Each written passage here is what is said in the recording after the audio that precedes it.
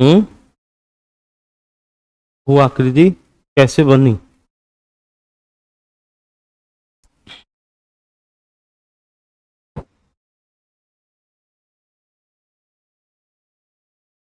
आज का जो चैप्टर है उसमें बेसिकली हम लोग पढ़ेंगे भू आकृतियां तथा उनका विकास।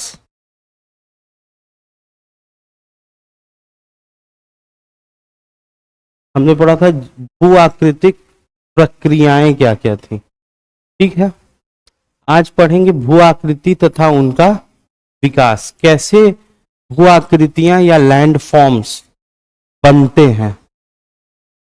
हमने देखा था कि लैंड फॉर्म्स की जो जियोमॉर्फिक प्रोसेस यानी जो भू आकृतिक प्रक्रियाएं हैं उसमें क्या रोल था वेदरिंग का, मास मूवमेंट का, ठीक है ना, जहां पर कि बड़ी बड़ी चट्टानें टूटती थी, फिर उसके बाद पानी या हवा से वह एक जगह से दूसरे जगह तक जाती थी और फिर वहां पर जाकर के उनका डिपोजिशन होता था, ठीक। अब इन सारे चीजों से क्या होता है कि जमीन में जो वहां की जो टोपोग्राफी होती है, ठीक है ना, यानी कि जो जिस प्रकार की जमीन का नक्शा वहां पर तुम्हें देखने को मिलेगा, जैसे कि आप अगर पहाड़ों पर जाएं तो पहाड़ नुमा स्ट्रक्चर, उत्तर प्रदेश की तरफ जाइए तो मैदान की, है ना। तो किस जमीन की किस प्रकार की टोपोग्राफी है ये डिसाइड होता है, ये होता है डिसाइड इन्हीं कारणों से जो कि हमने, इन्हीं प्रक्रियाओं से जो कि हम देखे। जैसे मान लो कहीं पर पानी से बहुत ज्यादा मिट्टी एक पहाड़ से होकर के मैदान की तरफ बह गई, तो जो मैदान पर जाकर के मिट्टी डिपॉजिट होगी तो वो एक समतल मैदान बना लेगा, ठीक है। उसी प्रकार कभी कभी क्या होगा कि मान लो एक ये पहाड़ है,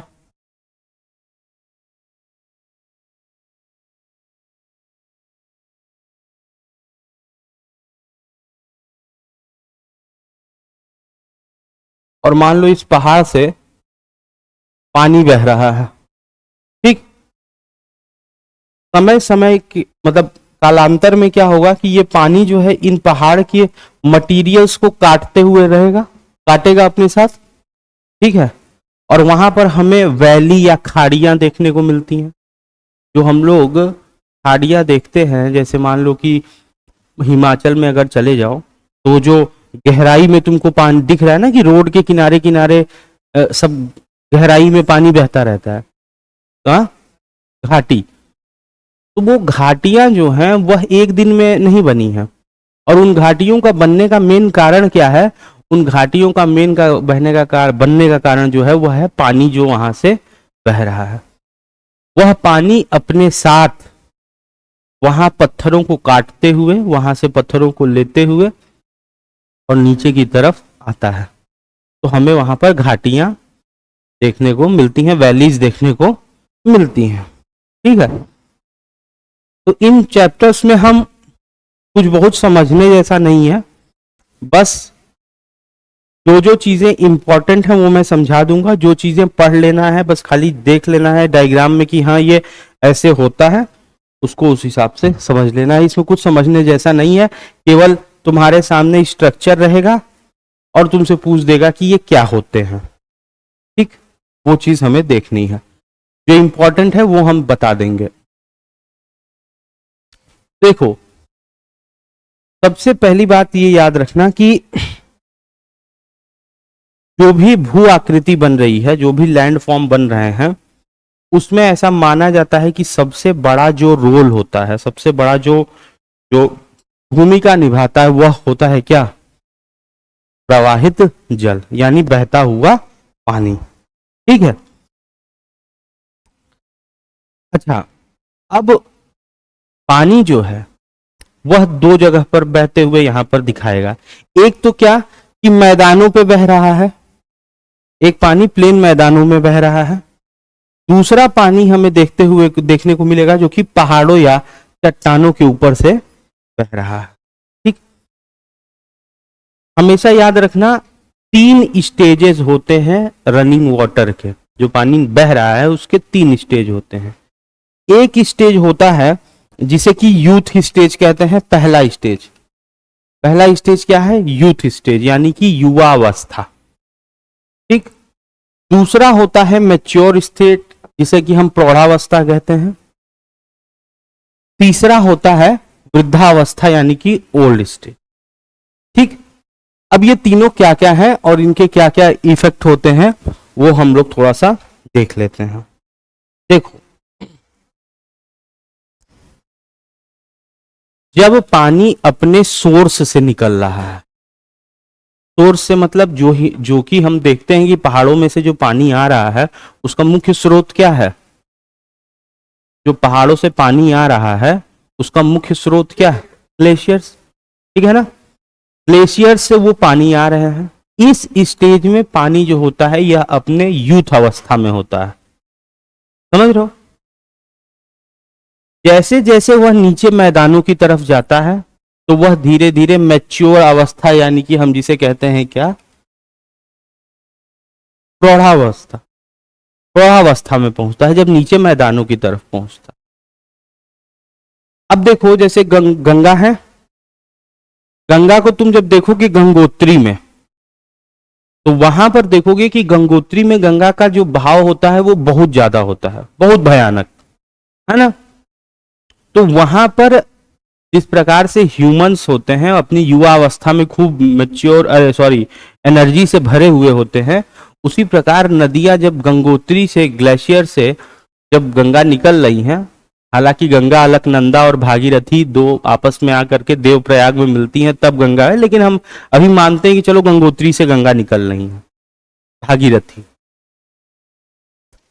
तो वहां पर हम देखेंगे कि इनका प्रवाह जो है, इनका जो फ्लो है इस नदियों का, ये बड़ी तेज होता है। फिर तुम देखो गंगोत्री से तुम आ जाओ हरिद्वार। ठीक है? हरिद्वार में हम क्या देखेंगे कि बहाव तो ज्यादा है लेकिन वो वाली अवस्था नहीं है जो कि गंगोत्री में हमें देखने को मिल रही है। ठीक। गंगोत्री में हमें देखने को मिलेगा क्या कि गंगा जो बह रही हैं वो पहले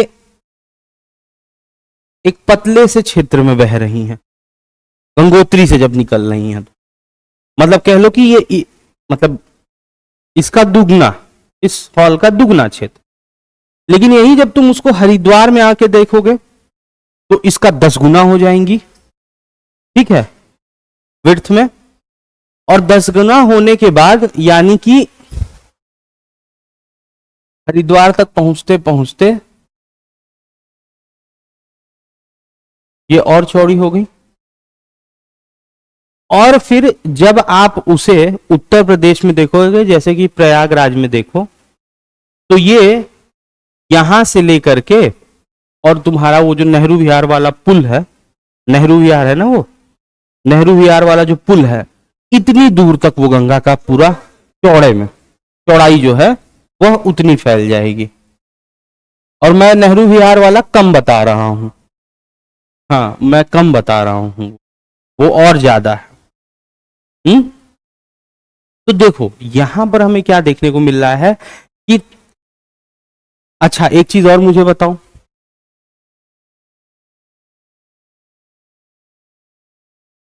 यहां जो हमने देखा कि जब गंगा अपने यहां सोर्स से निकली, ये आया आपका हरिद्वार और ये आया आपका प्रयागराज, चौड़ी होती चली गई।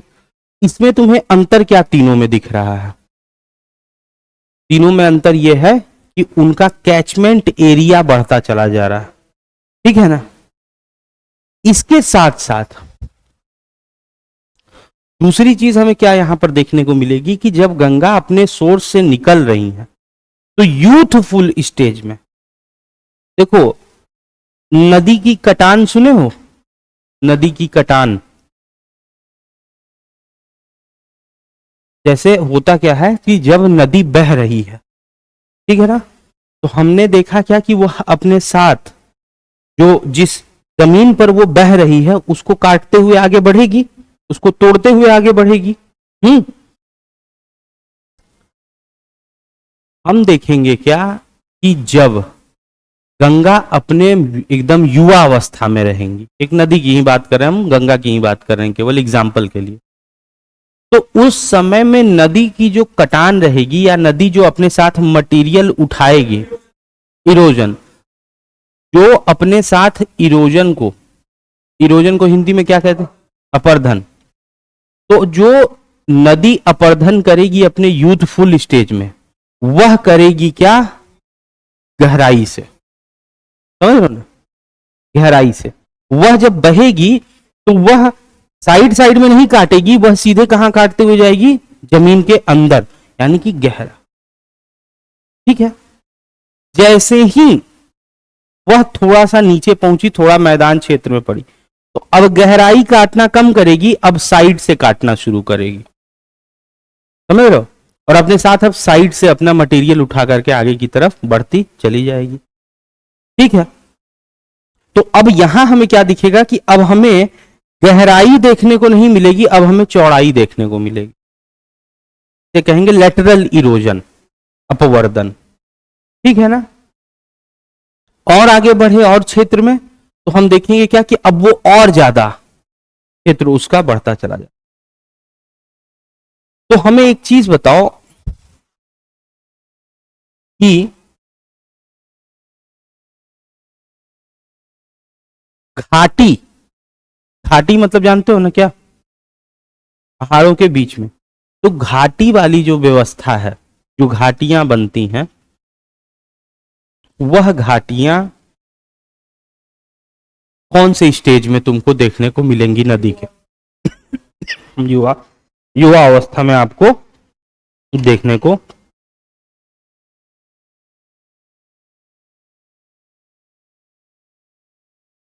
झरने देखने को मिलेंगे। हम्म।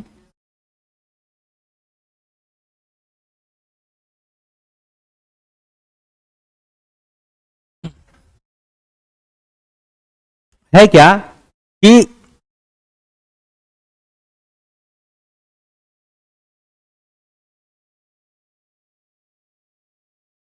हमें क्या देखने को मिलेगा, हमें ये देखने को मिलेगा कि इसके पहले वाला कहाँ, फुल एंड फ्लो। ठीक।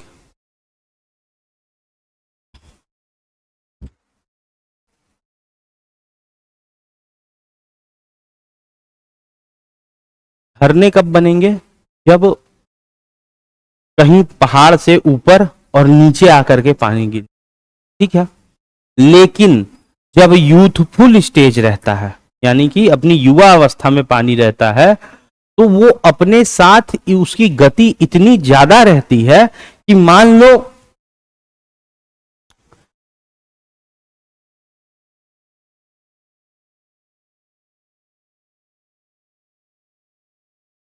ये पहाड़ है और ये यहां पर आ करके, यहां ऐसे ये है पहाड़,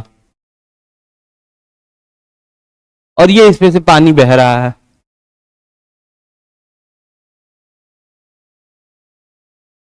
ये, और ये गिरा तो ये वाटरफॉल हो गया।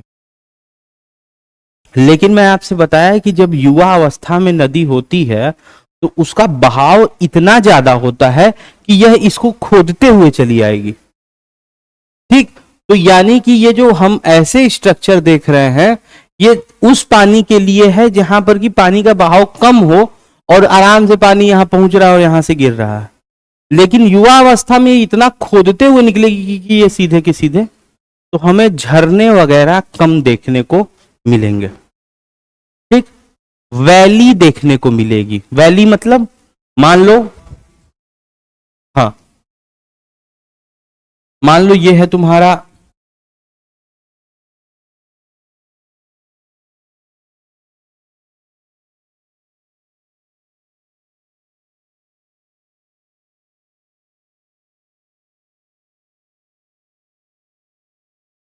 मान लो इस तरह से पानी बह रहा है, ये चट्टान है, ये बह रहा है। अगली स्टेज क्या आएगी, कुछ समय बाद ये काटते काटते इस पहाड़ को ऐसे बनाया, गहराई में काटते जा रहा है। फिर तीसरी स्टेज आएगी, ये और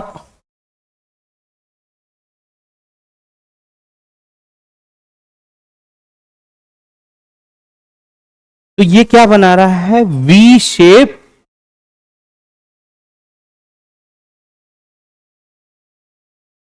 नहीं दिया है क्या?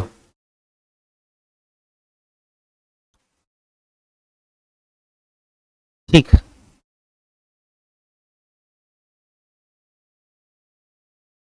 तो देखो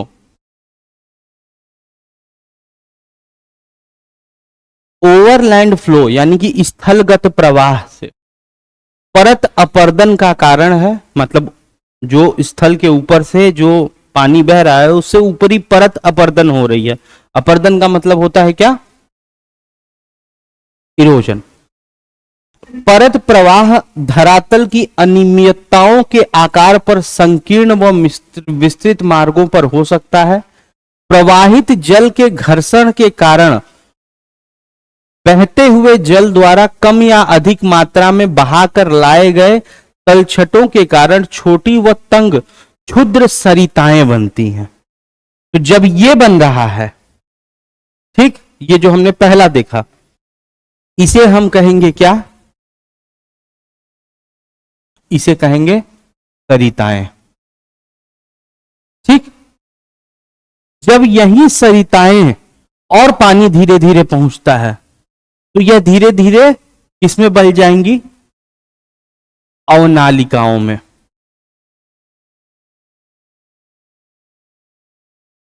इसमें बदलेंगी अवनालिका,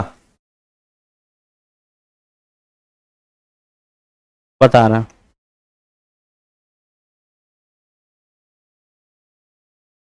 अवनालिका कालांतर में अधिक गहरी, चौड़ी तथा लंबाई में विस्तृत होकर एक दूसरे में समाहित होकर के घाटियों का क्या बनाएंगी, ये एक जाल।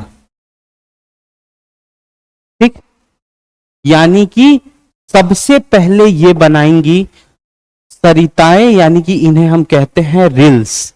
क्या कहेंगे, तो इस वो बोर्ड, इसे कहेंगे हम लोग रिल्स यानी कि सरिताएं। ऐसे डायग्राम बना लेना, सीधे उसको लिखने की जरूरत नहीं है। पहला होगा क्या, ये मान लो रिल्स, फिर ये हो गया क्या, अवनालिका, और ये हो गया क्या, तुम्हारी घाटी। ठीक है ना। तो शुरुआती दौर में जो बनी वह थी सरिताएं यानी कि रिल्स। उसके बाद बनी अवनालिका, वह और गहरी हुई तो वह बनी तुम्हारी अवनालिका। इन्हें कहते हैं गलीज, गली, गली जैसे हम लोग गली नहीं शब्द यूज करते हैं वही, तो इनको हम लोग कहते हैं क्या, गलीज, GULLIES। ठीक, गलीज। और फिर जब ये और ज्यादा गहरी हुई तो ये बना लेती हैं क्या, घाटियां या वैलीज। तो पहला जो स्टेज होता है उसमें बनती है रिल्स, दूसरे में बनती हैं गलीज, और तीसरे में बनती हैं वैली, यानी कि सरिता, अवनालिका और फिर घाटी। ठीक है ना, ये चीजें। तो यहां पर ये चीज है, प्रारंभिक अवस्थाओं में अधोमुखी कटाव अधिक होता है।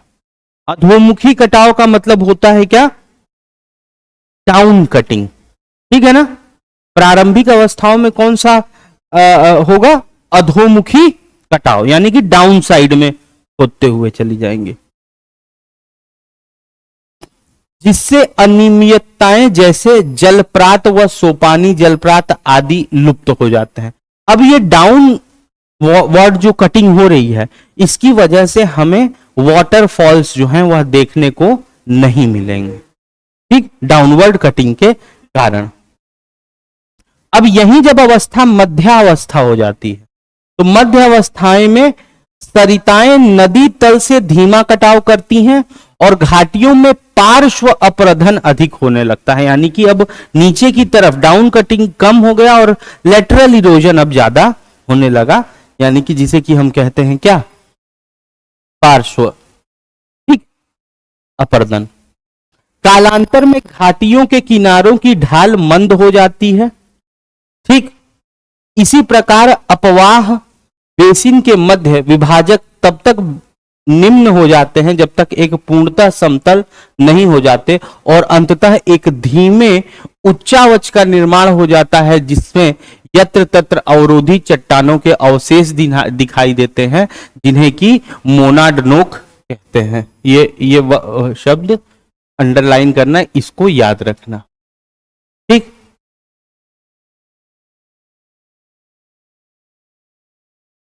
हाँ, मतलब होता क्या है कि जैसे ही नदी अपने जब लास्ट फेज में पहुंचती है तो अवशेष हमें देखने लिखते हैं, कहीं कहीं पे चट्टानों के अवशेष। देखो इसका अगर हमको एग्जाम्पल लेना है तो हम देखेंगे किसका, नर्मदा का। ठीक है ना, नर्मदा क्षेत्र का। वहां पर क्या होगा कि कटान होने के कुछ समय के बाद, जैसे शुरुआती दौर पे तो हमें दिखा कि हाँ भाई वैली बन रही है, फिर उसके बाद जैसे जैसे मैच्योर अवस्था पे पहुंच जाती है तो कहीं कहीं पे वो अवशेष दिखाई देते हैं कि अच्छा भाई ये चट्टान कहीं पे कटी हुई होगी बहुत पहले के समय में। जैसे मैं आपको एक एग्जांपल दिखाता हूं।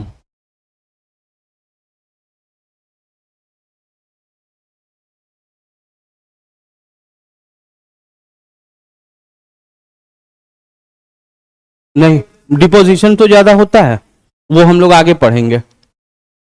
वो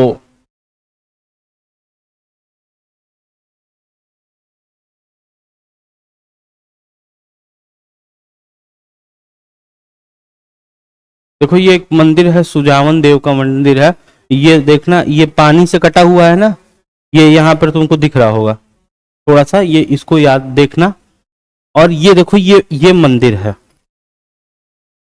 ठीक है, बात समझ रहे हो, ये प्रयागराज में यमुना जी का ये है, यमुना नदी पे स्थित है। अब इसमें अगर तुम देखोगे तो ये यमुना जी के चारों ओर के बीच में ये मंदिर है, लेकिन ये मंदिर अगर हम ध्यान से देखें तो ये किस चीज का बना है, चट्टान का।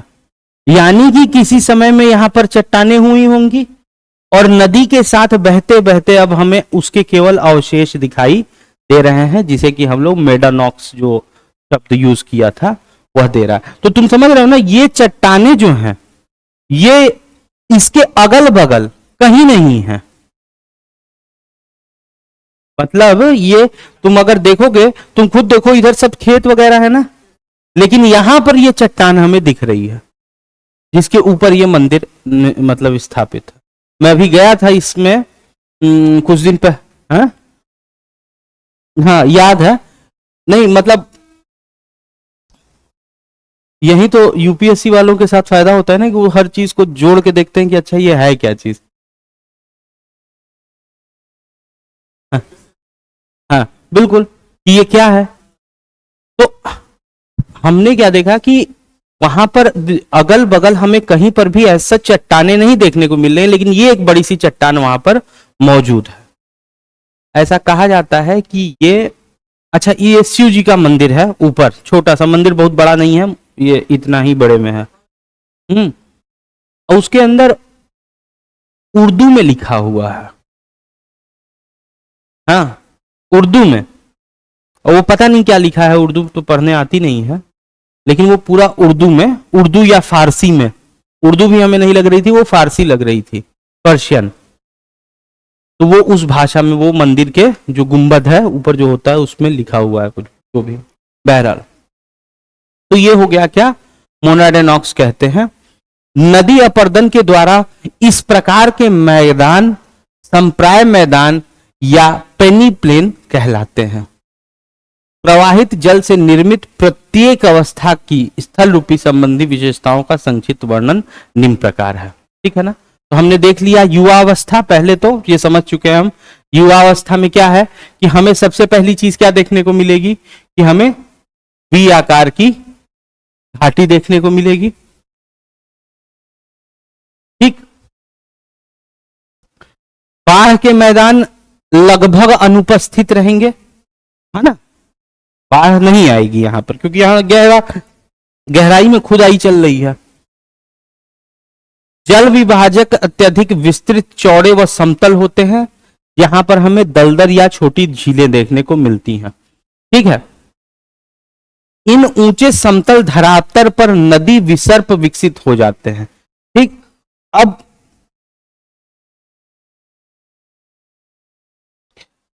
नदी विसर्प कहते हैं मिएंडर्स को। अब मिएंडर क्या है, हम लोग आगे उसको विस्तृत रूप में पढ़ेंगे, अभी मिएंडर अलग टॉपिक ही दिया हुआ है, तो ये चीज इसमें है। दूसरी है प्रौढ़ावस्था यानी मैच्योर में। इस अवस्था में नदियों में जल की मात्रा अधिक होती है पुरानी की तुलना में, यूथ के तुलना में। मैंने आपसे बताया कि पहले इतने में बह रही थी, अब कितने में बहेगी, चौड़े में। तो यहां जल की मात्रा ज्यादा है। सहायक नदियां भी इसमें आकर के मिलती हैं, जैसे हमने देखा कि अलकनंदा और भागीरथी आकर के मिली। नदी घाटियां वी आकार की होती हैं, लेकिन गहरी होती हैं और गहरी हो जाती हैं। नदी के व्यापक और विस्तृत होने से विस्तृत बाढ़ के मैदान पाए जा सकते हैं, इसीलिए तुम देखोगे कि हरिद्वार में बाढ़ वगैरह देखने को मिलता है। तो मैच्योर अवस्था में आपको बाढ़ भी देखने को मिलेगा। ठीक, जिसमें घाटी के भीतर ही नहीं ही नदी विसर्प बनाती हुई प्रवाहित होती है। यानी नदी विसर्प बनाने का मतलब यह होता है कि नदी जो बह रही है, वैली में तो ऐसे सीधे बह रही थी, अब ये बहेगी इस तरीके से। ठीक, ऐसे ऐसे अब बहना शुरू होगी। ठीक है, अब इस क्षेत्र में हमें क्या है कि दलदल वाले क्षेत्र यहां हमको देखने को नहीं मिलेंगे, है ना। युवा अवस्था में हमें दलदली क्षेत्र देखने को मिलेंगे। तो नदी अंतर नदीय दलदली क्षेत्र लुप्त हो जाते हैं और नदी विभाजक स्पष्ट होते हैं। जलप्रात व क्षिप्रिकाएं लुप्त हो जाती हैं। ठीक है, यानी कि वाटरफॉल्स भी यहां पर हमें नहीं देखने को मिलते हैं। ठीक है, अब उसके बाद आते हैं वृद्धावस्था में।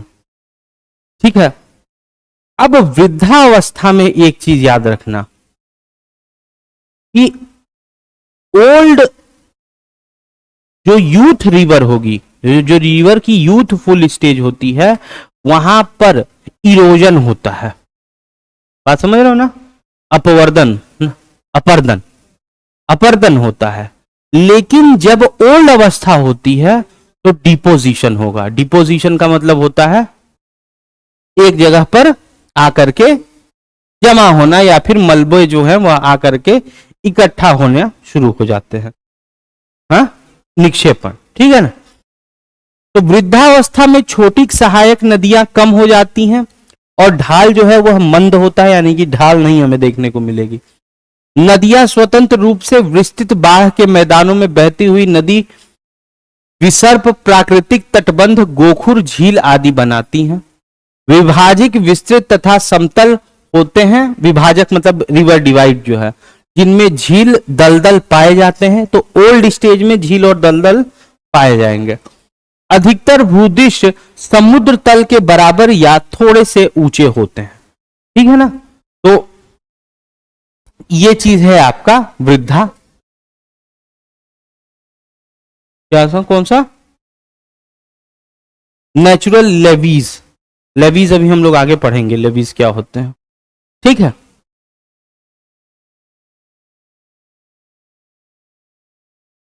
अब देखो घाटियों के बारे में थोड़ा सा पढ़ लेते हैं।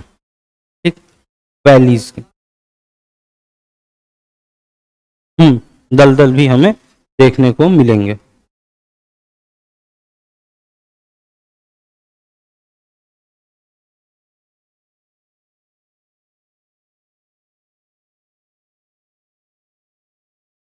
तो सबसे पहले नदी के बहने से सरिताएं बनती हैं, फिर क्या बनती हैं, अवनालिका यानी कि गलीज, गली, है ना। और फिर लास्ट में क्या जाकर के हमें मिलता है, घाटी या वैली। ठीक है, तो घाटियों का प्रारंभ तंग व छोटी छोटी सरिताओं से होता है।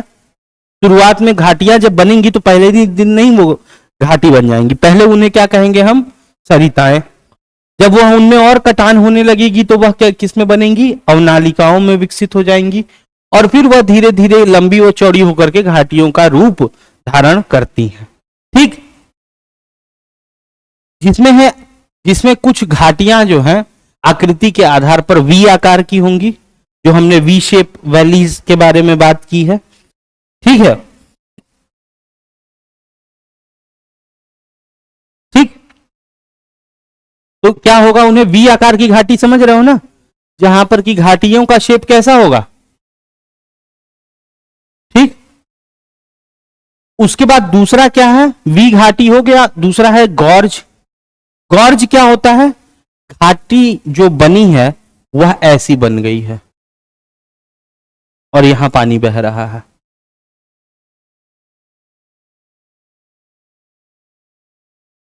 वी शेप में हमें ये ऐसे दिख रही है, जो गॉर्ज है उसमें यह स्ट्रेट लाइन में कटी हुई हमें दिखेगी। बात समझ रहे हो, अंतर समझ रहे हो ना घाटियों में। एक घाटी होती है कि ऐसे वी में बन रही है, और एक है कि स्ट्रेट सीधे सीधे गड्ढा। तो वो हो गया आपका क्या, गॉर्ज। तीसरा होता है कैनियन। अब कैनियन क्या होता है, जहां पर कि हमें सीढ़ी नुमा स्ट्रक्चर में कटान देखने को मिले, यानी ऐसी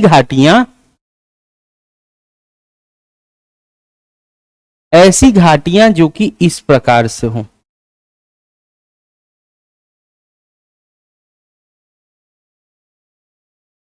और इनमें से क्या बह रहा हो, पानी बह रहा हो। मतलब समझ रहे हो ना, स्टेयर्स लाइक, स्टेप्स लाइक। ठीक, हाँ बिल्कुल मिलते हैं। ठीक है, तो ये 3 प्रकार की होती हैं वैलीज, घाटियां। पहला वी शेप लिख लेना, वी आकार, फिर है वी आकार की घाटियां यानी वी शेप वैली, गॉर्ज और कैनियन। ठीक है, अब ये देखो,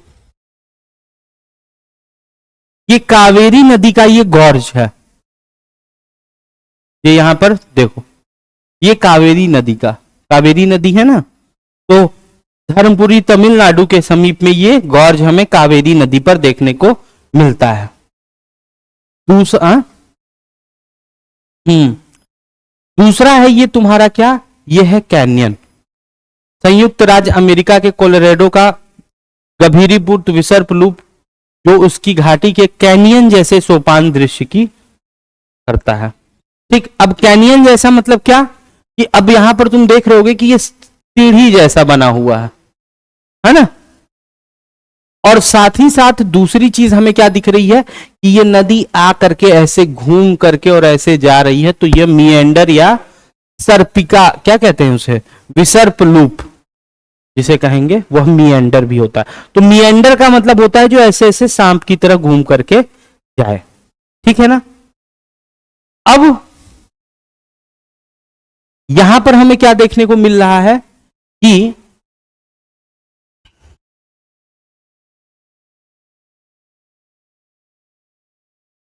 अच्छा, इसके बाद अब देख लो हमें क्या है कि pot holes and plunge holes, यानी कि जल गर्तिका और अवनमित कुंड, ये क्या होता है। तो अक्सर क्या होगा कि जैसे तुम देखोगे कि ऊपर से मान लो पहाड़ का क्षेत्र है,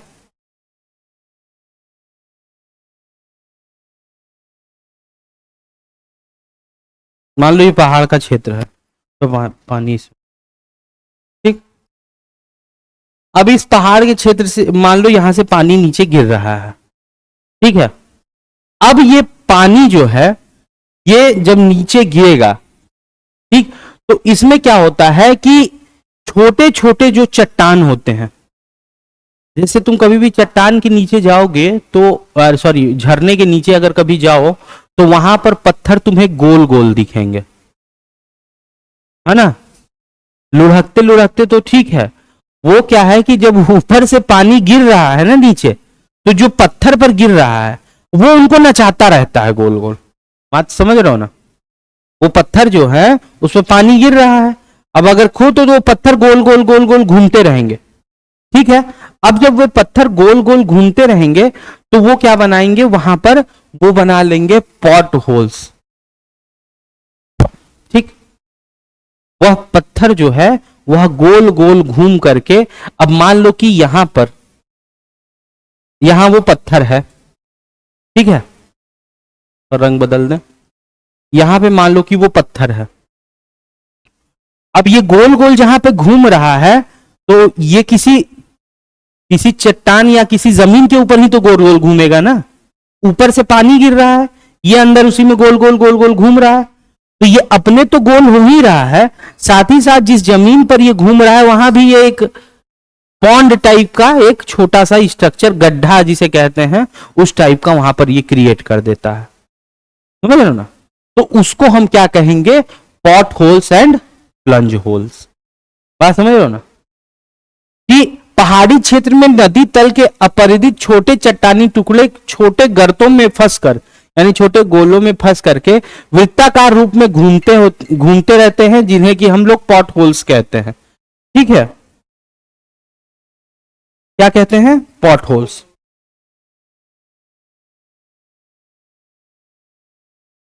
एक बार छोटे व उथले गर्तों में के बन जाने पर कंकड़ पत्थर या वह गोलाश्म इन गर्तों में एकत्रित हो जाते हैं और प्रवाहित जल के साथ वापस उसी में घूमते रहते हैं, और धीरे धीरे इन गर्तों का आकार क्या होता है? बड़ा होता चला जाता है, और कालांतर में नदी घाटी जो है वह और गहरी होती चली जाती है। समझ रहे हो ना? तो ये है आपका प्लंज होल्स या पॉट होल्स, इन्हें हम कहते हैं। तो जलप्रपातों के तट में, ठीक है ना, यानी कि वाटरफॉल, जलप्रपात मतलब वाटरफॉल होता है, तो वाटरफॉल के गर्त में या तल पे इस प्रकार के विशाल व गहरे कुंड अवनमित कुंड या प्लंज पूल्स कहे जाते हैं। तुम देखोगे कि जो पहाड़ के नीचे, झरने के नीचे वाले लोग, आप देखेंगे कि वहां पर पानी बड़ा ही शांत सा रहता है थोड़ी दूर के लिए। क्यों? क्योंकि वहां पर वो छेद होते होते एक पूल टाइप का स्ट्रक्चर नीचे बन गया है, उसी को हम क्या कहते हैं? प्लंज पूल्स कहते हैं। ठीक है ना? तो पॉट होल्स ये हम कह सकते हैं कि शुरुआती अवस्था है, यानी कि जो आपकी जलगर्तिका है यह शुरुआती अवस्था है। समय के साथ यही जलगर्तिका जो है वह किस में बदल जाती है? वह बदल जाती है, समय के साथ यही जो आपका पॉट होल्स है यह प्लंज होल्स में बदल जाता है। ठीक है?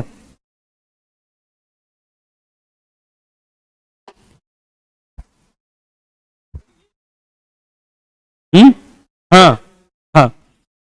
देखो है क्या ना कि इसमें, इस पूरे चैप्टर में ना, जो ये भू आकृतियां हैं, जैसे पॉट होल्स क्या होते हैं, मिएंडर क्या होते हैं, है ना, वैली क्या होती हैं, ये सारी चीजों के बारे में डिस्कस किया हुआ है। ठीक है?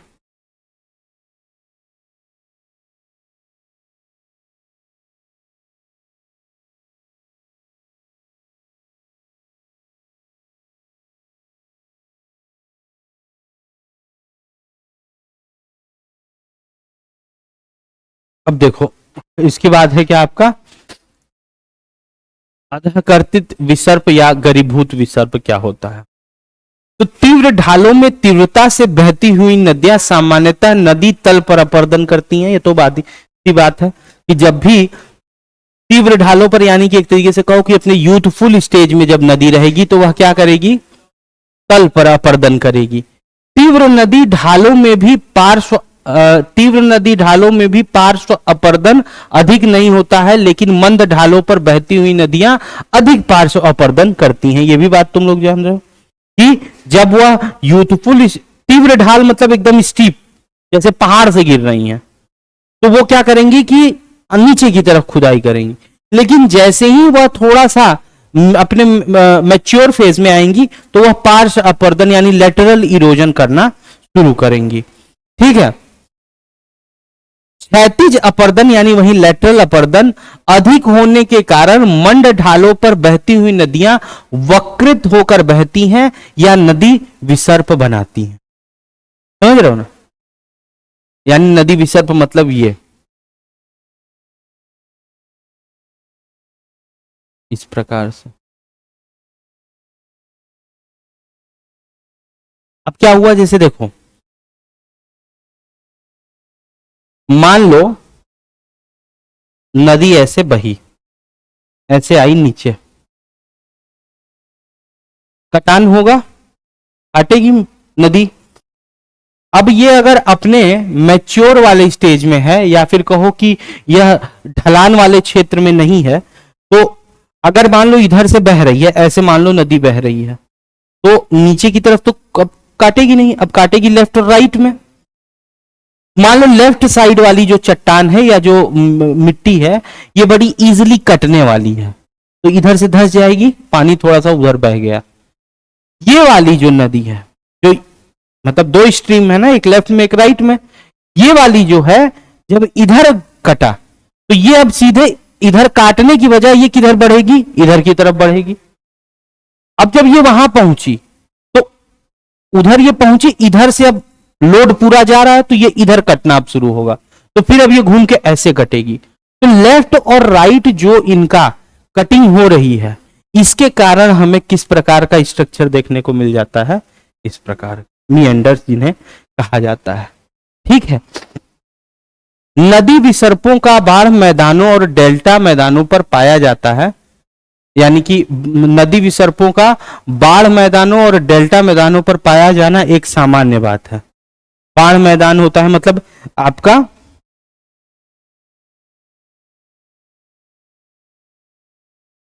हाँ फ्लड प्लेन या डेल्टा प्लेन। बाढ़ के मैदान जैसे फ्लड प्लेन मतलब आप ये समझो कि जहां बाढ़ वाले जो क्षेत्र होते हैं वहां पर हमें मिएंडर्स पाना ये सामान्य बात होती है। ठीक है,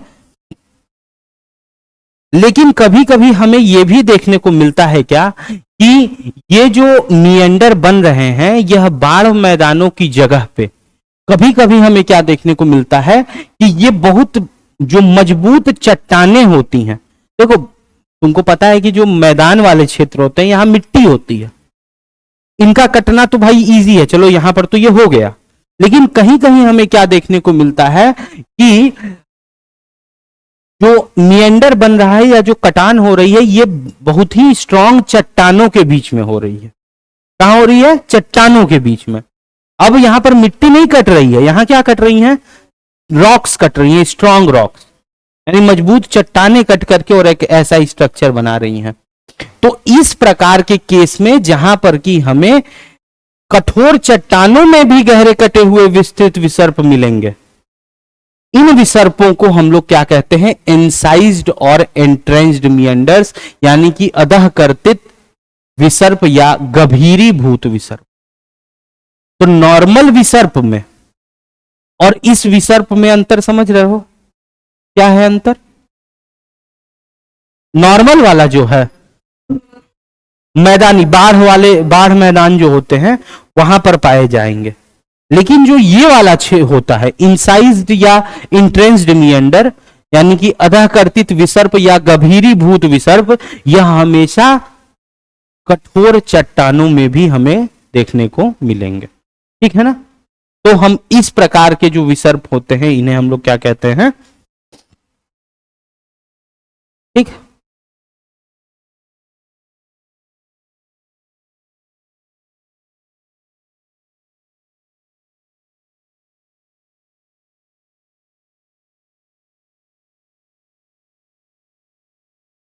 अब देखो अभी तक हमने जो देखा, अभी तक जो हमने देखा, जो क्या थी? भू आकृतियां, यह थी इरोजनल लैंडफॉर्म्स। इरोजनल मतलब अपर्दन से जो हो रही हैं, ऐसी भू आकृतियां जो कि किससे बन रही हैं?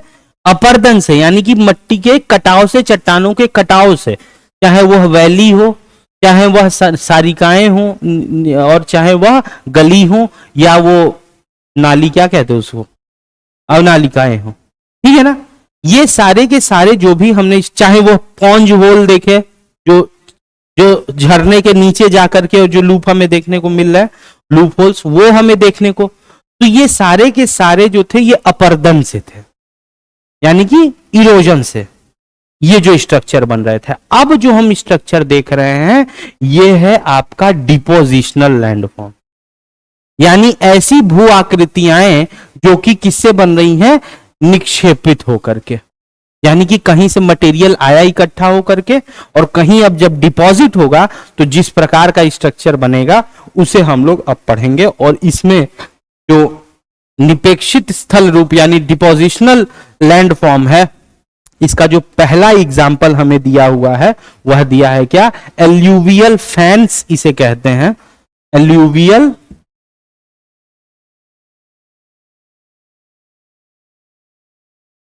फैंस, या इसे जलोढ़ पंख भी कहा जाता है। ठीक है, अब एलुवियल फैंस क्या होते हैं? एलुवियल फैंस को तुम समझो, मान लो हरिद्वार से पानी बहा, ठीक है, अब ये हमें बताओ कि हरिद्वार में जब तुम जाओगे तो देखोगे क्या कि जो गंगा जी हैं, हरिद्वार कभी गए हो कि नहीं गए हो? हरिद्वार के नीचे जब आप जैसे कूदे गंगा जी में तो अंदर जब पैर वैर लगाओगे तो वहां पर तुमको गोले गोले पत्थर के दिखेंगे, ठीक है ना, जब ऐसे हाथ डालो तो पत्थर निकलेगा उसमें से गोल गोल तरीके का, क्योंकि सब वो गोल गोल घूमते हुए आए हैं, लुढ़कते लुढ़कते तो गोल गोल हो गए हैं। लेकिन यही तुम यमुना गंगा जी में चले जाओ, इलाहाबाद में, उसी गंगा में, हरिद्वार में थे, उसी गंगा में तुम चले जाओ कहां, इलाहाबाद या प्रयागराज में, वहां तुम जब हाथ डाल करके निकालोगे तो वहां पे तुमको क्या मिलेगी, रेत, बालू। बात समझ रहे हो ना? वही पत्थर टूटते टूटते टूटते टूटते अब किस में बन गया है, रेत में बन गया, ठीक है ना। अब क्या है कि जैसे मान लो कि हरिद्वार से आगे बढ़ने पर यह नदी फैलेगी, हमको पता है यह नदी फैलेगी और कई सारे ऐसे मलबे रहेंगे जो ऊपर से आ रहे हैं, वह अभी बालू जैसे तो नहीं हुए हैं लेकिन छोटे छोटे कंकड़ पत्थर के रूप में अभी हैं, ठीक है। तो ये क्या करेंगे, ये यहां पर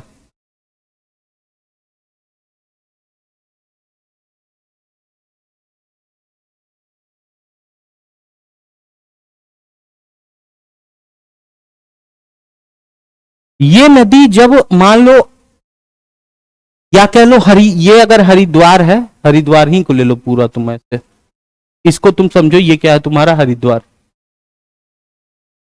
ये समझो हरिद्वार है तुम्हारा, ठीक है।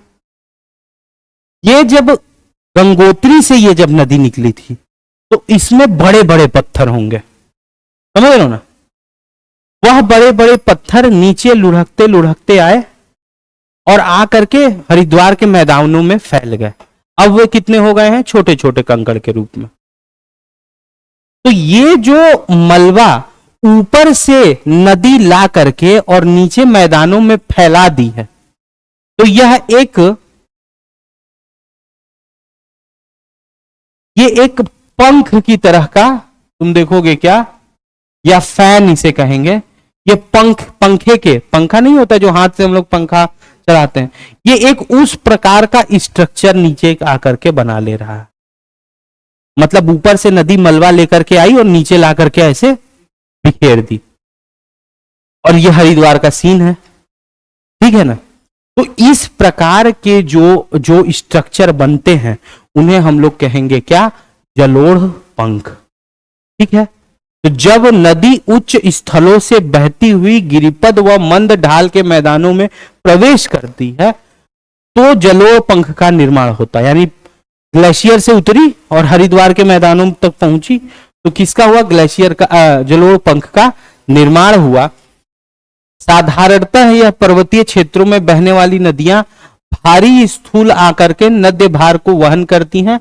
मंद ढालों पर यह नदियां भार वहन करने में असमर्थ होती हैं। मतलब अब तुमको पता है कि जब यूथ वाले स्टेज में रहेगी तो उसमें भाई स्पीड ज्यादा है तो अपने साथ कंकड़ पत्थर सब लेकर के बह ले गई, लेकिन जैसे ही थोड़ा सा मध्य या मैच्योर स्टेज में आई राघौड़ जिसे कहा गया, तो उसकी वो बहने की स्पीड कम हो गई, है ना। तो अब ये पत्थर को अपने साथ लेकर के नहीं जा सकती है उस गति से, तो अब जो सारे पत्थर वहां पर इकट्ठा हो जाएंगे और उन्हें हम क्या कहेंगे, उन्हें हम कहते हैं जलोढ़ पंख। ठीक है, एलुवियल फैंस। ये देखो, ये अगर अमरनाथ जम्मू तथा कश्मीर मार्ग में एक पहाड़ी सरिता द्वारा नक्षेपित जलोढ़ पंख। सरिता जान रहे हो ना क्या होता है? हाँ, फर्स्ट फेज। तो वो क्या कर रहा है, पहाड़ी सरिता द्वारा निक्षेपित एक जलोढ़ पंख हमें ये देखने को मिल रहा है। ये सब मलबा ले आकर के यहां पर इकट्ठा कर दिए। अब आ जाओ डेल्टा पे। ठीक, जलोढ़ पंख और डेल्टा दोनों एक ही चीज है। ठीक है, तो फिर अगर एक ही चीज है तो अलग अलग फिर क्यों नाम?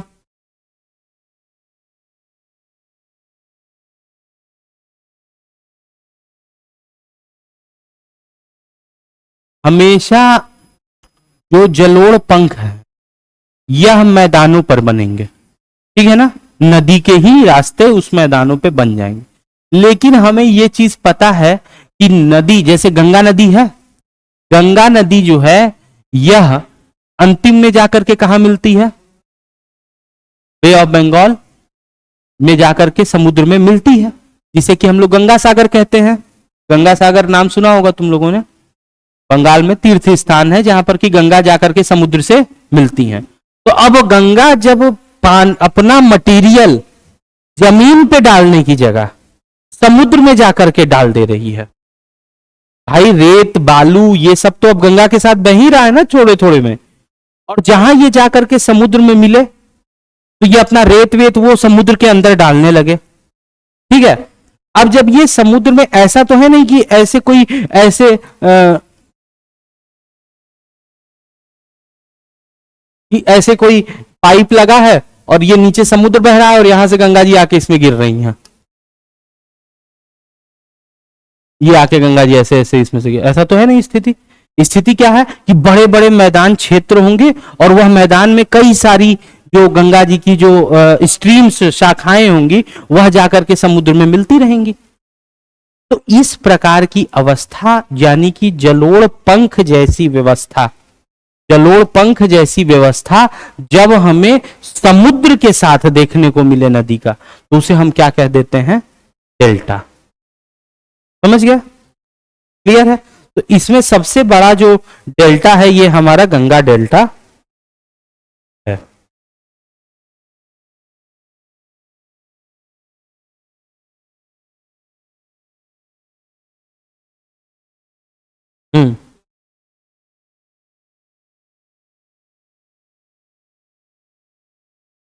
ट्रिब्यूटरी होती है, वो ट्रिब्यूटरी होती है जो आ करके मिलती है।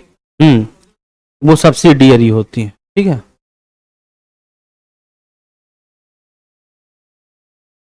जैसे गंगा की यमुना जो है वह क्या है? ट्रिब्यूटरी। ठीक है, तो ये हो गया यहां तक।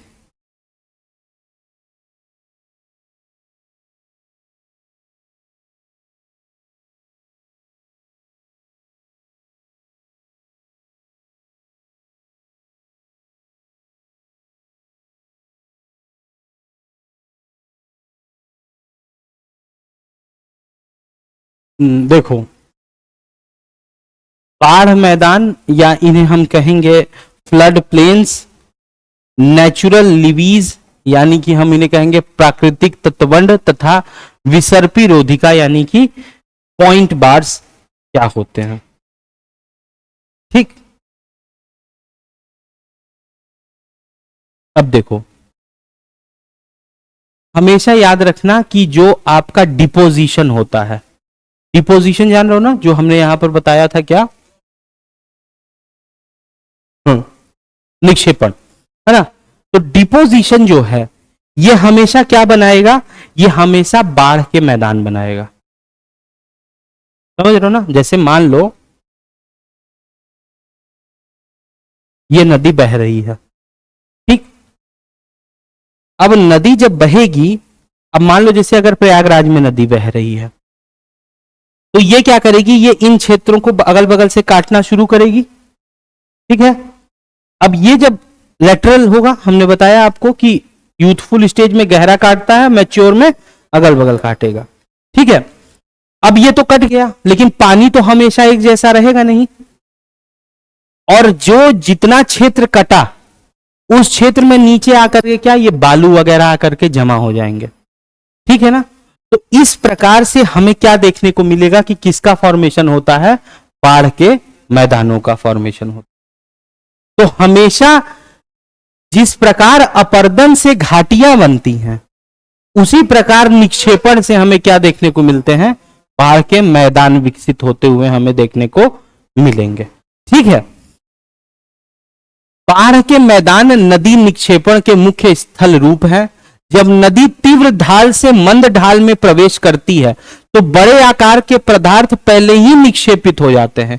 इसी प्रकार बारीक पदार्थ जैसे रेत, चीका, मिट्टी और गाद आदि अपेक्षाकृत मंद ढालों पर बहने वाली कम वेग वाली जलधाराओं से मिलते हैं, और जब बाढ़ आने पर पानी की तटों पर, जब बाढ़ आकर के पानी की तटों पर फैलता है तो ये उस तल पर जमा हो जाते हैं। नदी निक्षेप से बने ऐसे तल सक्रिय बाढ़ के मैदान कहलाते हैं। अब बात ये जो मैंने तुम लोगों को अभी तक समझाया, मतलब क्या कि जैसे मान लो नदी बह रही है, ठीक है ना, तो वो तो साइड में काटा, लेकिन कभी अगर बाढ़ आई तो जो बाढ़ में उस नदी के साथ जो बालू, रेत ये सब आ रहा है, ये क्या होगा, ये उन पूरे क्षेत्रों में फैल जाएगा, और जब पानी कम होगा तो वहां पर रेत वगैरह पानी बुके पूरे के पूरे बचे रहेंगे। तो कभी भी तुम लोग अगर प्रयागराज जाओगे तो तुम देखोगे कि नदी जो है, जो गंगा नदी है, वो तो डैम और ये बैराज वराज लगा के उनके पानी को कंट्रोल किया जाता है ना, जैसे बांध बना दिए कहीं पे तो नदी का पानी तो कम हो गया। लेकिन अभी भी जो फ्लड प्लेन्स होते हैं, यानी जो बाढ़ वाले क्षेत्र होते हैं, वो आपको साफ साफ वहां पर देखने को मिलेंगे। देखो ये चीजें फोटो से समझ में आती हैं। जैसे ये देखो, नदी बह तो रही है इतने में ही केवल, नहीं, लेकिन उसका जो कैचमेंट, यानी कि तुमको रेत जो है, जो मतलब जो यूपी बिहार में अगर आप चले जाइए, क्योंकि ये बाढ़ प्रभावित क्षेत्र ज्यादा है, तो यहां पर आपको ये स्ट्रक्चर देखने को मिलेगा कि गंगा जी तो बहेंगी इतने में ही केवल, लेकिन जो बाढ़ वाला जो क्षेत्र है, यानी रेतीले जो स्थान है, वो आपको आधा किलोमीटर पहले से ही मिल जाएगा बालू। तो इतने क्षेत्र में आपको क्या दिखेगा, बालू यानी रेत। तो हम तुमको अगर हम स्ट्रक्चर सीधे सीधे दिखाएं तो ये देखो फोटो में,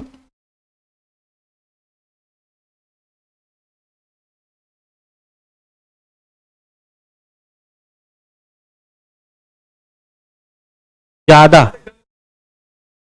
मतलब हम देखो चौड़ी नदी की बात नहीं करेंगे, उनका कैचमेंट एरिया बता रहे हैं। मतलब तुम अगर जाओगे तो वो नदी हो सकता है कि वो बह रही हो 300 मीटर की ही खाली, मतलब 300 मीटर, यानी कि उसका बहने का जो हो वो बहुत बहुत हैवी नहीं बह रही है, लेकिन जिस समय वो बहती है वह पूरे में बहती है। जैसे जब बाढ़ आएगी ना तो तुम देखोगे कि वो छोड़ो, वो जो कैचमेंट एरिया है पूरा, उससे भी बढ़ बढ़ बढ़ के बहती है। तो नदी अगर अपने फुल फ्लेज में बह रही है तो वह पूरे क्षेत्र में, इसीलिए बाढ़ प्रभावित क्षेत्र में हम लोगों को कंस्ट्रक्शन करने को मना है।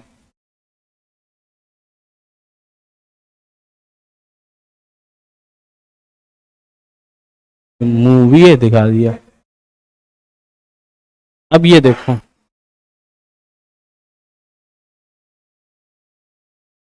अब ये देखो, ये थोड़ा सा तुम ऐसे समझना खाली कि ये वैसी फोटो नहीं दिख रही। हाँ, मैं जो दिखाना चाह रहा हूँ उस टाइप की फोटो हो।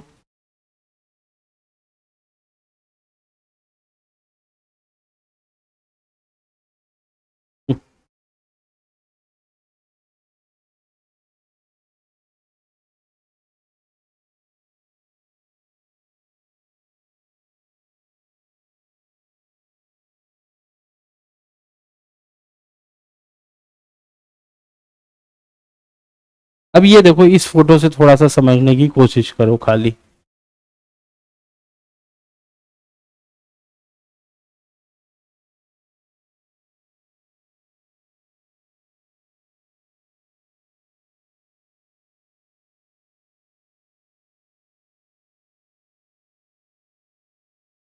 देखो इस फोटो से खाली समझने की कोशिश करना कि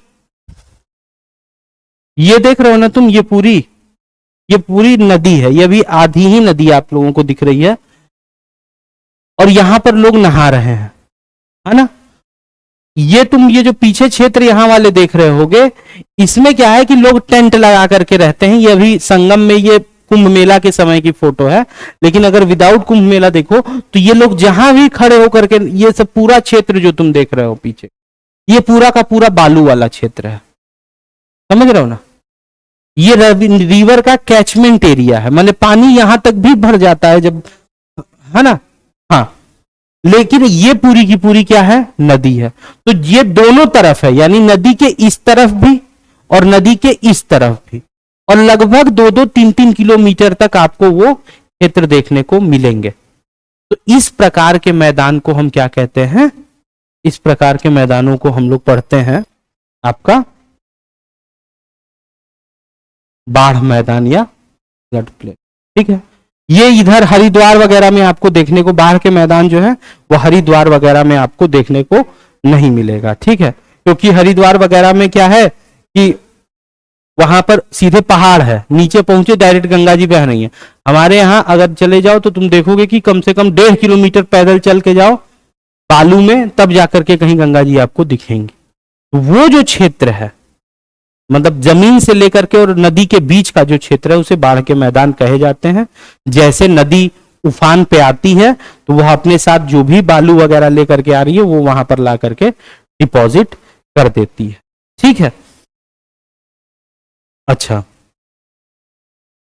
तो ये हो गया।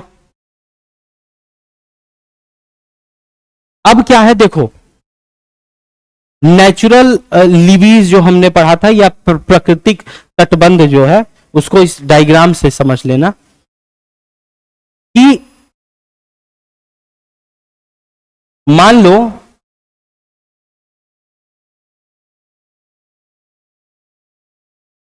ये नदी बह रही है,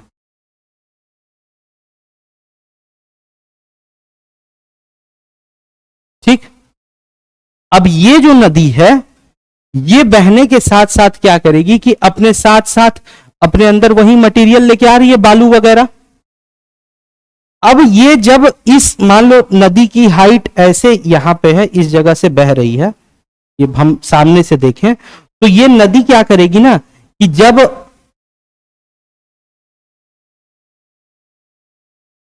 इस नदी की ऊंचाई ज्यादा रहेगी, ठीक है ना, जब नदी की ऊंचाई, मतलब पानी ज्यादा रहेगा नदी में, तो ये क्या करेगी कि ये यहां पर नदी के किनारे किनारे किनारे किनारे जितने क्षेत्र में वो बह रही है, जितने क्षेत्र में, वहां पर वो मलबा इकट्ठा करती रहेगी, क्योंकि हमको पता है कि बह रही है, नीचे तो खोदेगी नहीं, और जो मलबा लेकर के आ रही है वो अपने साइड में ही जमा करती हुई चली जाएगी।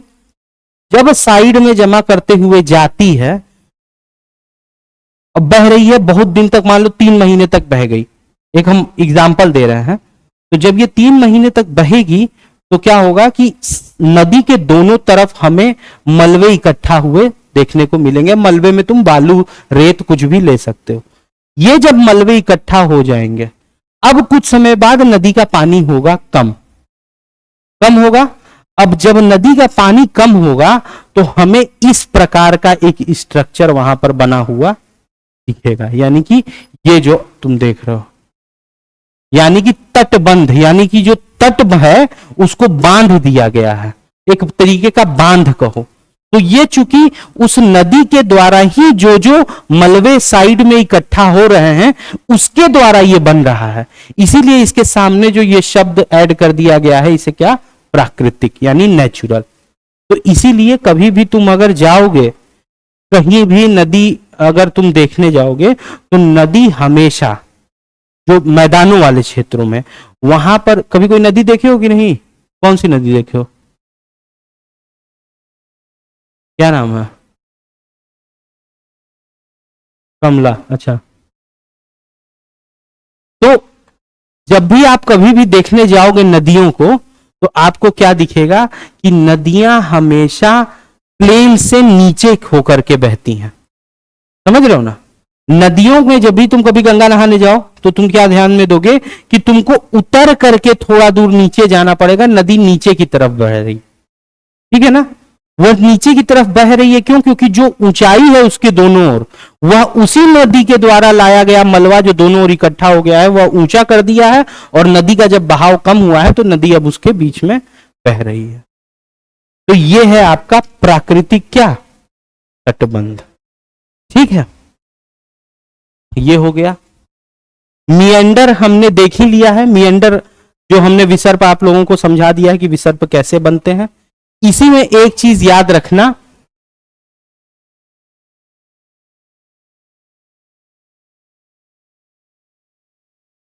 अब देखो एक चीज बस खाली इसे, इसमें जो तुम्हें याद रखनी है, मिएंडर का मैंने बताया कि वह काटते हुए जाती हैं। जब काटते हुए जाएंगी, जैसे यहां से गई,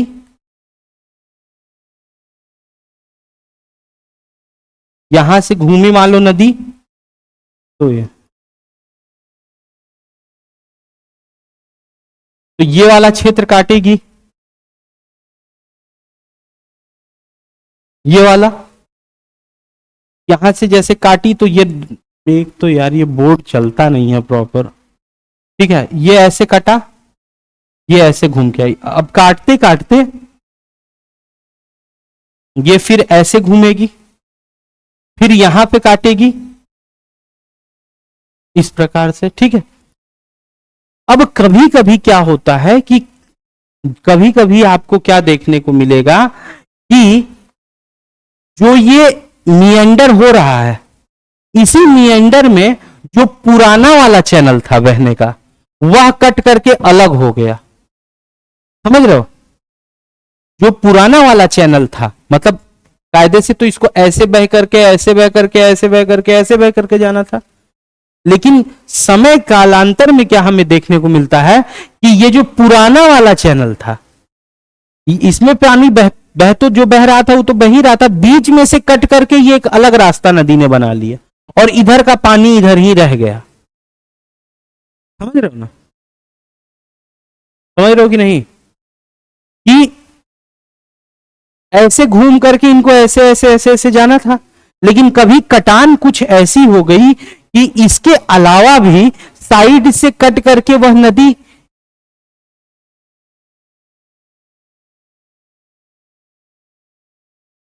हाँ,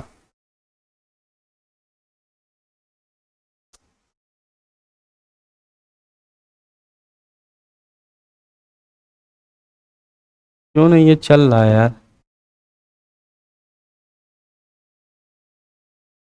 ठीक, पहले मान लो नदी का स्ट्रक्चर ये वाला था,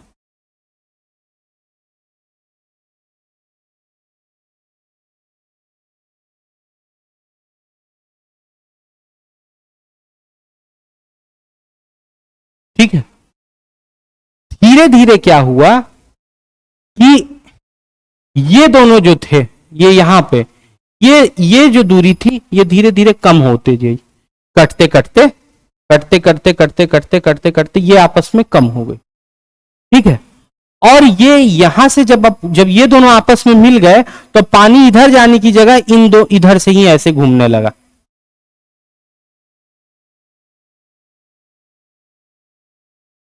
अब पानी जो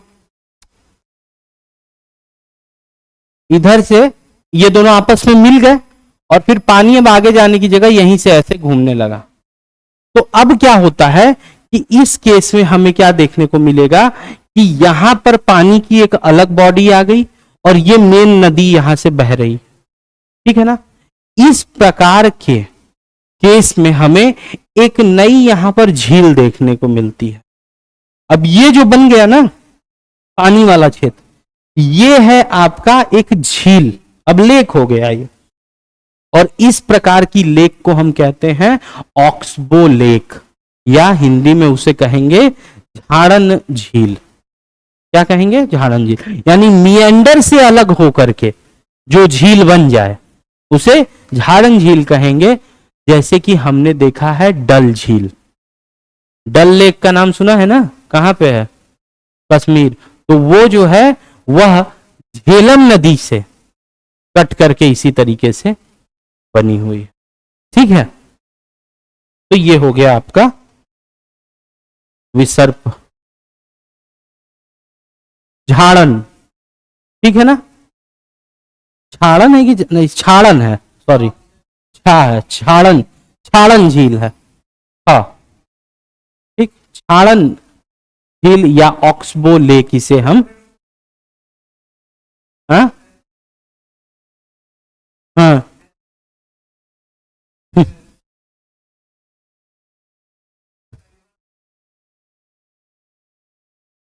हम्म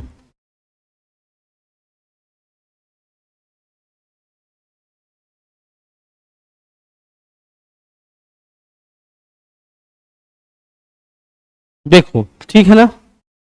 अब क्या है, अब नेक्स्ट जो है आपका है भौम जल यानी कि ग्राउंड वाटर, कि जमीन के अंदर जो आपको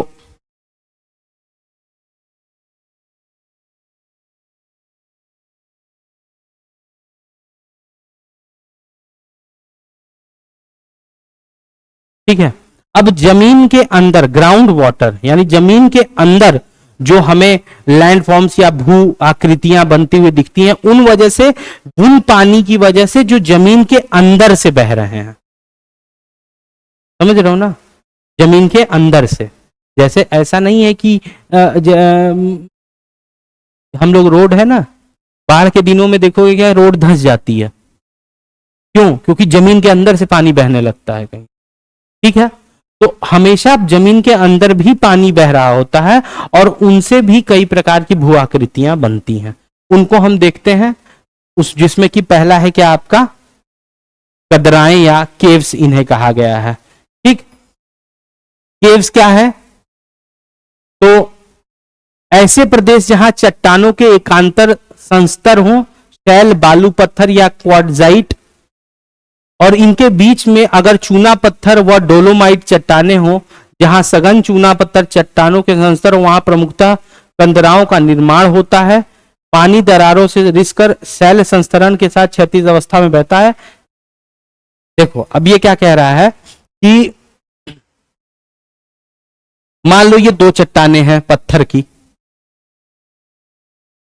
ठीक है, पत्थर की, शैल यानी कि शेल्स की हो, सैंडस्टोन के पत्थर हो, सैंडस्टोन यानी कि बलुआ पत्थर, जो लाल पत्थर नहीं होते हैं, चुनार के बलुआ पत्थर बड़े फेमस हैं, तो लाल वाले जो पत्थर होते हैं, जैसे अकबर का किला आगरा का वो लाल पत्थर से बना है। लाल किला जो तुम देख रहे हो ये लाल पत्थर, तो रेड सैंडस्टोन से बना है। या और क्वार्टजाइट, ये पत्थरों के शिलाओं के या चट्टानों के नाम है। उनके बीच में अगर कहीं पे मान लो ऐसा हो कि चूना पत्थर क्या पहाड़ हो कोई, या कोई शिला हो, यानी या कोई चट्टान हो, मान लो दो चट्टाने हैं, ये दोनों चट्टान मान लो कि तुम्हारे बलुआ पत्थर के हैं, सैंडस्टोन के, और इन दोनों चट्टानों के बीच में ऐसे क्षेत्र जहां इन दोनों चट्टानों के बीच में कोई चट्टान लाइमस्टोन की हो, चूने की हो, समझ रहे हो? तो अब क्या होगा कि जैसे ही मान लो ग्राउंड वाटर यानी जमीन के अंदर से जो पानी बह रहा है वह क्या करेगा, वह यहां से मान लो सपोजिटली बहना शुरू किया,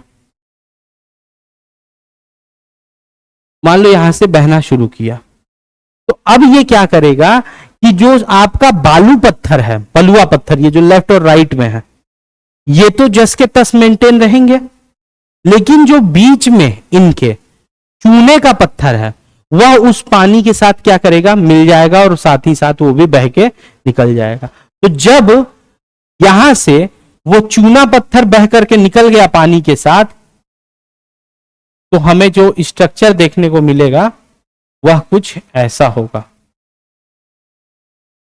कि वो पहाड़ ऐसे बीच में से हो गया और इधर बीच में एक खोखली सी जगह छूट गई, और ये जो खोखली सी जगह थी यहां पर पहले क्या था, चूना पत्थर था, और ये बह करके निकल गया, तो यहां पर हमें केव्स या गुफाएं जो हैं वह देखने को मिलती हैं।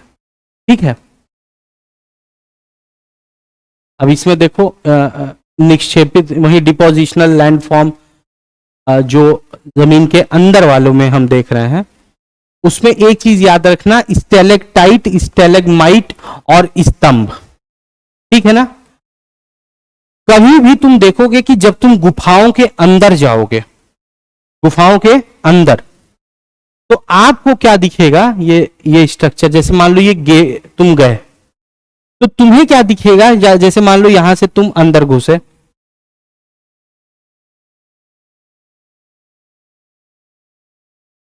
अंदर गए, तुम देखोगे कि चट्टानों के बीच, गुफाओं के बीच में ऐसे पिलर जैसे स्ट्रक्चर भी आपको देखने को मिलेंगे। ठीक है ना, चट्टानों के में, गुफाओं के अंदर, तो गुफाओं के अंदर चट्टानों के बने या रॉक के बने हुए इस प्रकार के पिलर भी आपको गुफाओं के अंदर देखने को मिलेंगे। उन्हें हम क्या कहते हैं, पिलर्स या फिर स्तंभ, जो गुफाओं के अंदर हो।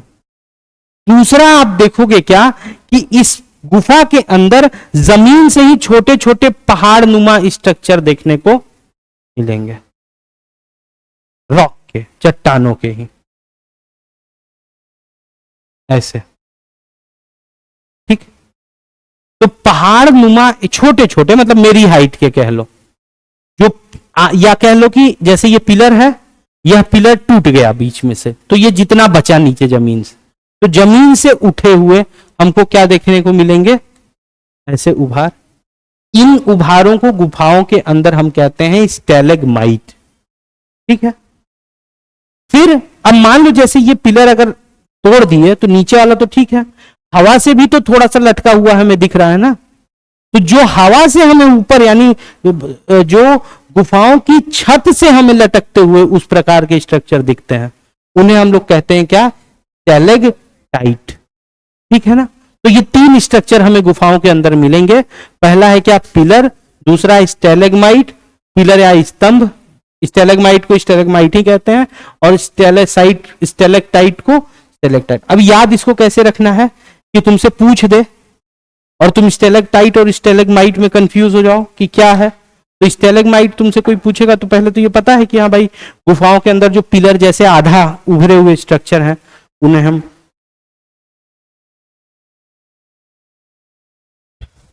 तो अगर ऊपर से लटकोगे, मान लो कहीं तुम छत से लटके हुए हो, तो जिस चीज को पकड़ के लटके हो उसको टाइटली पकड़े रहोगे या लूज, टाइट ना, ताकि गिरो ना, तो इसीलिए इसको हम लोग कहते हैं स्टैलेक्टाइट। तो ये याद रखने के लिए है कि टाइटली पकड़े हैं यानी ऊपर से लटके हुए हैं, तो ऐसे स्ट्रक्चर जो ऊपर से लटके हुए हमें दिखेंगे उन्हें हम क्या कहेंगे, स्टैलेक्टाइट। और नीचे वाला जो है, जो नीचे से ऊपर की तरफ है, उसे स्टैलेग्माइट कहेंगे। तो ये तीन स्ट्रक्चर हमें याद रखने थे। ठीक है, ये देखो, ये आप देख सकते हैं। तो कई लोग ये कहते हैं कि जो अमरनाथ में बाबा बर्फानी नहीं है, बर्फानी, उसमें क्या होता है, वहां पर यह है कि शिवलिंग जो है, शिवलिंग वो बनती है और फिर पिघल जाती है। ठीक है, तो कई लोग ये कहते हैं कि ये स्टैलेग्माइट है, गुफा के अंदर नीचे से ऊपर की तरफ जो बन रहा है वो क्या है, स्टैलेग्माइट है। तो ये देख रहे हो, ये ऊपर से जो लटका हुआ आपको दिख रहा है, ये सब स्टैलेक्टाइट है। ठीक है ना, लाइमस्टोन केव में हमें ये देखने को मिलता है, चूना पत्थर की गुफाओं में हमें ये स्ट्रक्चर देखने को मिलता है। ठीक है, उसके बाद है आपका क्या, हाँ,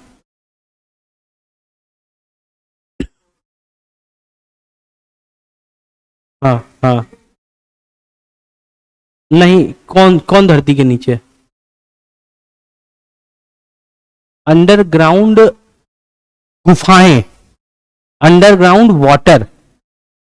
तो अंडरग्राउंड वाटर मतलब वह पानी जो नदी वाला पानी तो ऊपर ऊपर बह रहा है, लेकिन कुछ पानी जो है वह पहाड़ों के अंदर बह रहे हैं। ठीक है ना, ग्राउंड वाटर मतलब वो पहाड़ के अंदर, तो उनको हम कहते हैं क्या,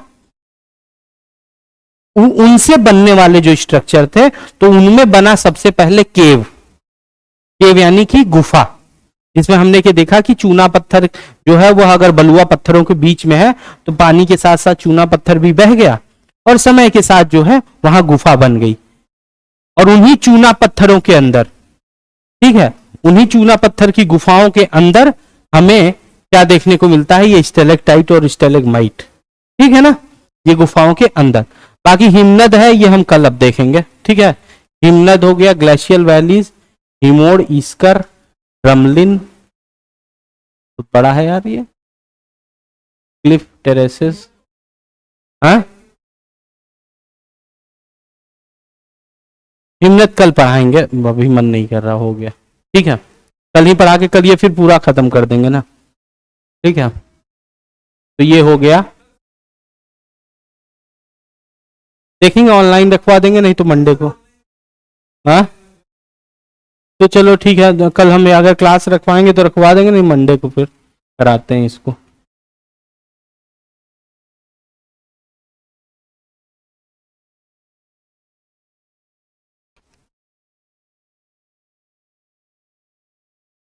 वो मजा भी नहीं आती है।